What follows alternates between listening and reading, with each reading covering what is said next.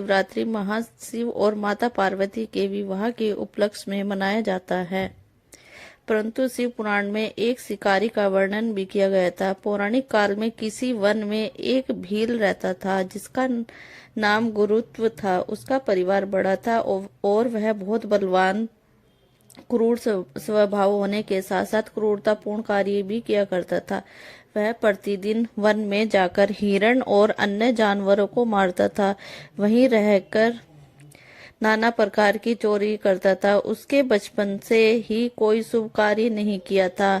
तदंतर एक दिन बड़ी सुंदर और शुभ कारक शिवरात्रि आई, किंतु वह दुरात्मा घने जंगल में निवास करने वाला था, इसलिए वह इस व्रत के बारे में नहीं जानता था। उसी दिन उस भील के माता पिता और पत्नी भूख से व्याकुल होकर उससे खाने की मांग करने लगे। उनके बार बार याचना करने पर वह भील धनुष लेकर जंगल की ओर चल दिया और हिरण के शिकार के लिए सारे जंगल में घूमने लगा। देवयोग से उस दिन कुछ भी नहीं मिला और सूर्यास्त हो गया और वह सोचने लगा, अब मैं क्या करूं, कहाँ जाऊं, आज तो कुछ नहीं मिला। घर में जो बच्चे हैं उनका तथा माता पिता का क्या हाल होगा, जो मेरी पत्नी है उसकी भी क्या दशा होगी। अतः मुझे कुछ लेकर ही घर जाना चाहिए। ऐसा सोचकर वह शिकारी एक जलाशय के पास पहुंचा और वहां पानी में उतरने का घाट था। वहां जाकर खड़ा हो गया और मन ही मन यह विचार करने लगा कि यहाँ कोई ना कोई जानवर पानी पीने के लिए अवश्य आएगा। उसी को मारकर उसे साथ लेकर प्रसन्नता पूर्वक घर को जाऊंगा। ऐसा निश्चय कर वह भील एक बेल के पेड़ पर चढ़ गया और वहीं जल साथ लेकर बैठ गया। उसके मन में केवल यही एक चिंता थी कि कब कोई जीव आएगा और कब मैं उसे मारूंगा। इसी प्रतीक्षा में भूख प्यास से पीड़ित वह वहां बैठा रहा। इस तरह काफी रात हो गई और जैसे ही रात का पहला पहर प्रारंभ हुआ तो एक प्यासी हिरनी वहां आई, जिसे देखकर वह उस भील को बड़ी प्रसन्नता हुई और उसने उसे तुरंत ही मारने के लिए अपने धनुष पर बाण का संधान किया। ऐसा करते हुए उसके हाथ के धक्के से थोड़ा सा जल और बेलपत्र नीचे गिर पड़े। उस पेड़ के नीचे शिवलिंग था, जिसके बारे में वह भील नहीं जानता था। इस तरह उस जल और बेलपत्र से शिव की प्रथम पहर की पूजा समापन हो गई। उस पूजा के महत्व से भील का बहुत सा पाप तत्काल नष्ट हो गया। उधर वहां होने वाली खड़खड़ाहट को सुनकर हिरनी ने ऊपर की ओर देखा। भील को देखते ही वह व्याकुल हो गई। वह बोली, भील तुम क्या करना चाहते हो, मेरे सामने सच सच बताओ। हिरनी की बातें सुनकर भील ने, आज मेरे परिवार के लोग भूखे हैं, अतः मैं तुमको मारकर उनकी भूख शांत करूंगा। दुष्ट भील को बाण ताने देख वह सोचने लगी कि अब मैं क्या करूं, कहाँ जाऊं, अच्छा कोई उपाय सोचती हूँ। ऐसा विचार कर हिरनी बोली, मेरे मांस से तुमको सुख होगा। इस अंतकारी शरीर के लिए इससे अधिक अच्छा और क्या हो सकता है। उपकार करने वाले प्राणी को इस लोक में जो पुण्य हो सकता है उसका 100 वर्षों में भी वर्णन नहीं किया जा सकता। परंतु इस समय सब बच्चे आश्रम में हैं। मैं उन्हें अपनी बहन को अथवा अपने स्वामी को सौंपकर लौट आऊंगी। भील तुम मेरी इस बात को मिथ्या ना समझो। मैं फिर तुम्हारे पास लौट आऊंगी, क्योंकि सत्यता पर ही धरती टिकी हुई है। सत्य से ही समुद्र अपनी मर्यादा में ही स्थिर है। सत्य में ही सब कुछ स्थिर है। हिरनी के ये शब्द कहने पर भील ने उसकी बात नहीं मानी। तब उसने अत्यंत भयभीत होकर हिरनी बोली, भील सुनो, मैं तुम्हारे सामने ऐसी शपथ खाती हूँ जिस पर जाने पर मैं तुम्हारे पास लौट आऊंगी। ब्राह्मण यदि वेद बेचे या तीनों काल संध्या वादन ना करे उसे जो पाप लगता है पति की आज्ञा का उल्लंघन करके स्वेच्छा कर कार्य करने वाली स्त्रियों को जिस पाप की प्राप्ति होती है, किए हुए उपकार को न मानने वाले भगवान शंकर से भी मुख तथा विश्वासघात करने वाले लोगों को जो पाप लगता है, उसी पाप से मैं भी विपलित हो जाऊं यदि लौट कर ना आऊं। तब उस भील ने उस हिरणी से कहा, अब तुम अपने घर को जाओ। जब वह हिरणी जल पीकर अपने बच्चों के पास गई, इतने में भील का पहला पहर जागते जागते बीत गया। उसी हिरणी की दूसरी बहन उसे खोजते हुए वहां आ गई। उसे देख वह भील ने सब बाण तरकस से खींचा। ऐसा करते समय पहले की भांति जल और बेलपत्र गिरने लगे।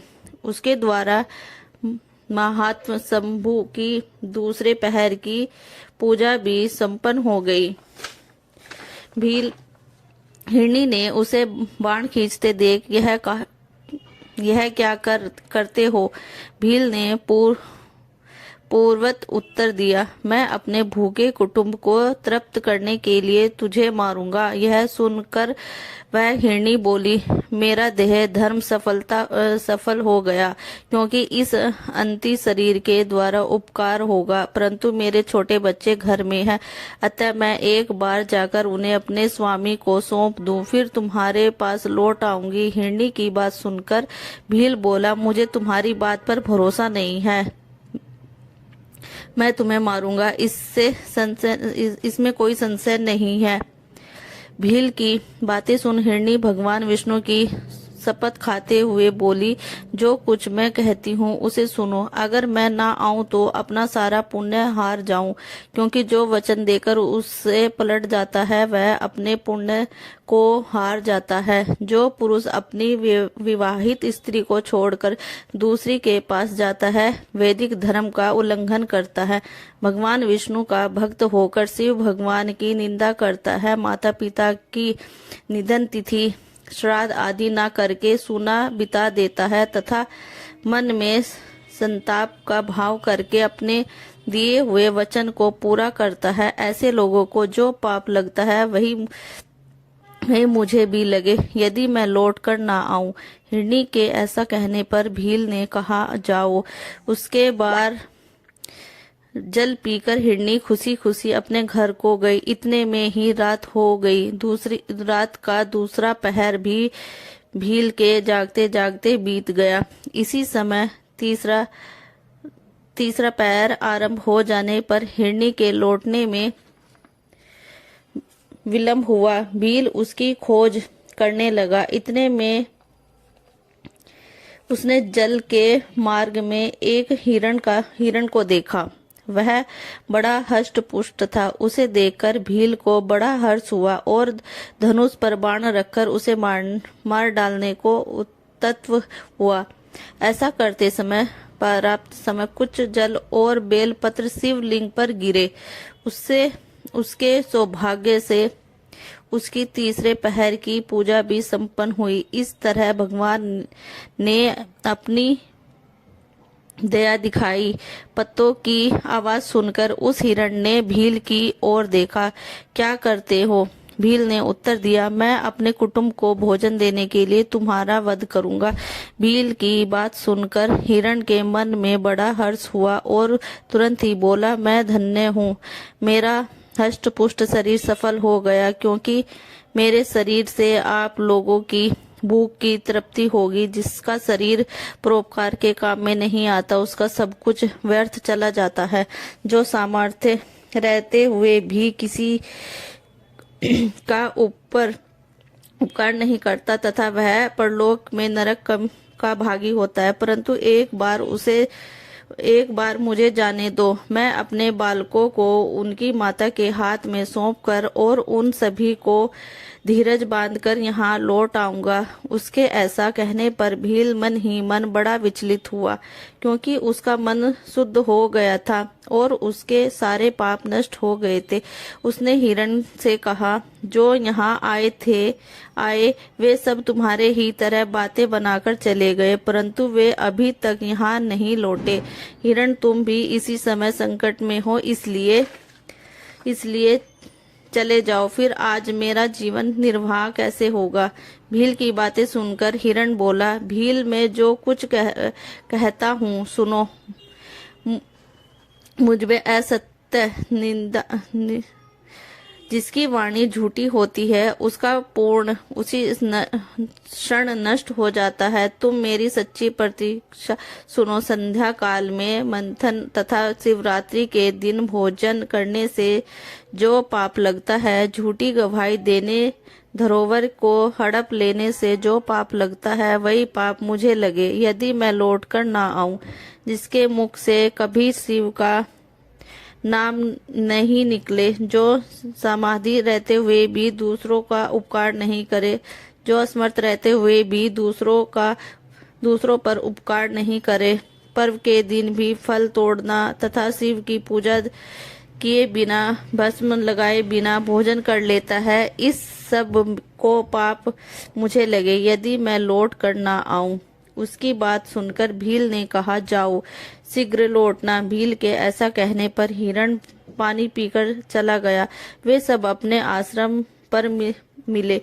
तीनों उन सब ने यही निश्चय किया कि वहां अवश्य जाना चाहिए। इस निश्चय के बाद वहां बालकों को आश्वासन देकर वे सब के सब जाने के लिए उत्सुक हो गए। उन समय ज्येष्ठी हिरणी ने अपने स्वामी से कहा, स्वामी आपके बिना यहाँ बालक कैसे रहेंगे, और मैंने ही वहाँ पहले जाकर प्रतिज्ञा ली थी मुझे कि वहाँ जाना चाहिए। उसकी यह बात सुनकर छोटी हिरणी, बहन मैं तुम्हारी सेविका हूँ, इसलिए आज मैं भील के पास जाती हूँ। तुम यहीं रह कर बच्चों का ध्यान रखो। हिरण बोला, मैं ही वहां जाता हूँ, तुम दोनों यहाँ रहो, क्योंकि बच्चों की रक्षा केवल माता से ही होती है। स्वामी की यह बात सुनकर दोनों हिरणी, प्रभुपति के बिना ऐसा जीवन ही धिक्कार है। तब उन सब ने अपने अपने बच्चों को सांत्वना देकर पड़ोसियों के हाथ में सौंप दिया और स्वयं शीघ्र उस स्थान पर प्रस्थान किया जहाँ भील उनकी राह देख रहा था।